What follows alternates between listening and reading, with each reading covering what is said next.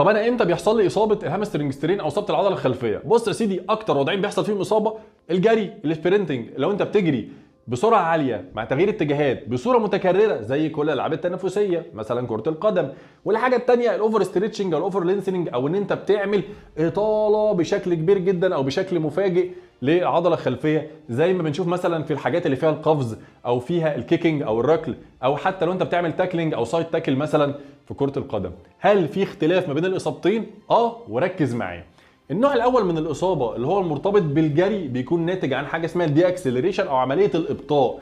يعني في حاجه اسمها الليت سوينج اوف ستانس، ان انت خلاص رجلك هتبدا تلمس الارض، العضله الخلفيه هنا بتبدا تنقبض عشان تخليك توقف، عشان تبدا تخليك تعرف تقف.